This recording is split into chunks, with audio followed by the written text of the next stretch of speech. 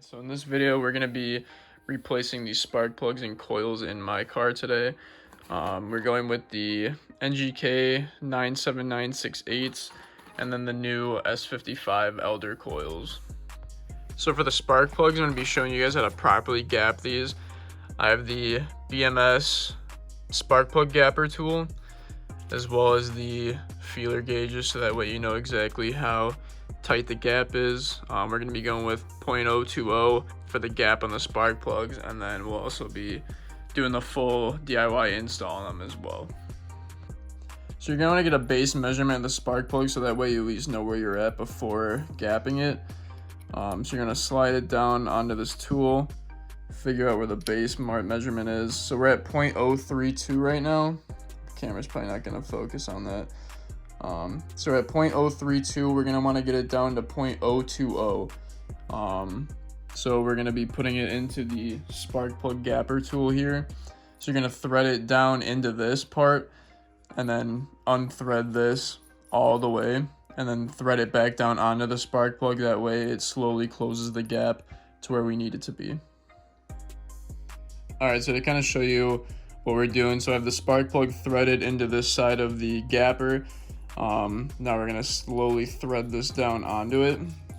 So once it stops, you're going to want to turn it, a couple threads and then unscrew it and then unthread the spark plug to remeasure it, and keep doing that until you're at the gap that you want it to be at.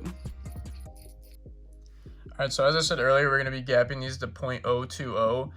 Then you're just going to want to repeat that for all 6 spark plugs.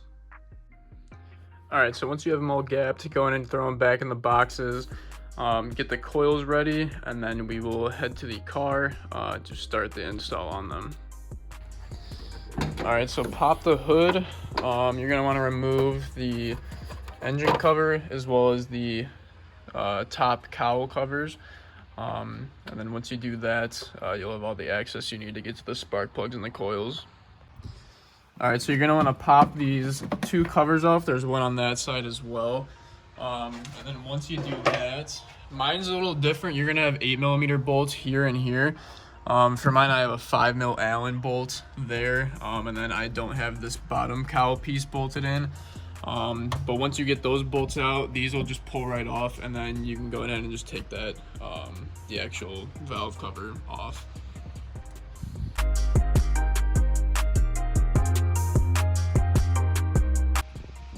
Alright, so now I have access to all 6 coil packs. These are super simple. All you do is pull up on the lever and then pull the wires out.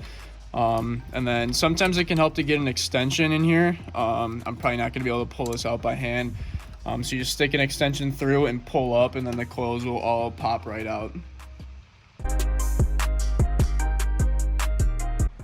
Alright, so once you get all 6 coil packs out, you can come right back up here and then we'll start getting these spark plugs out. Get your spark plug socket, and then go down each cylinder, and then loosen the spark plugs and pull them out. Alright, so now everything is out, we can start on putting the new stuff in. So you're going to want to make sure you put some dielectric grease on this part of the spark plug. And then all you got to do is thread them back down into the cylinders and then torque them to 17 foot-pounds. Alright, so now that all 6 spark plugs are threaded in, you're going to take your torque wrench set to 17 foot-pounds. Then go ahead and torque all 6 spark plugs, and then we'll be back to put the new coil packs in.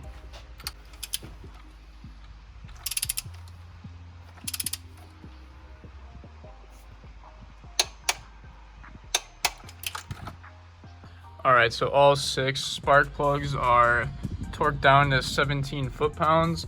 So now we're going to crack open the Elder coils and put them over the spark plugs, and then we'll be good to go.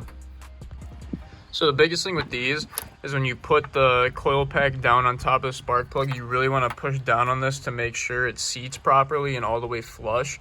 You can really put all your weight on these, it's not going to hurt anything. But make sure you feel it actually seat down on the bottom, and then you can go ahead and plug the connector in, push it all the way in, and then close the cap down on top.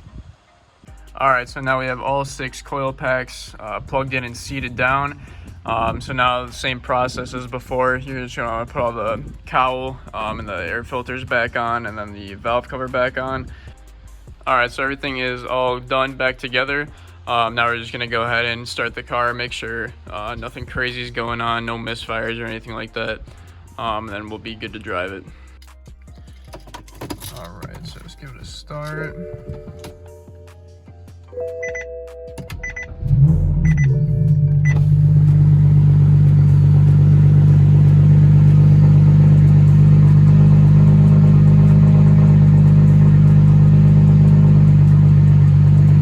Alright, so we don't have any misfires or anything weird going on. Don't mind those lights, that's for a wheel speed sensor that I still haven't ordered yet, but yeah, as long as you're not misfiring or getting any check engine lights afterwards, you did everything right. I will have all of these specialty tools and parts that I used in the description if you want to order those yourself. But other than that, make sure you guys subscribe for more future videos, and then leave a comment if you have any video suggestions down below.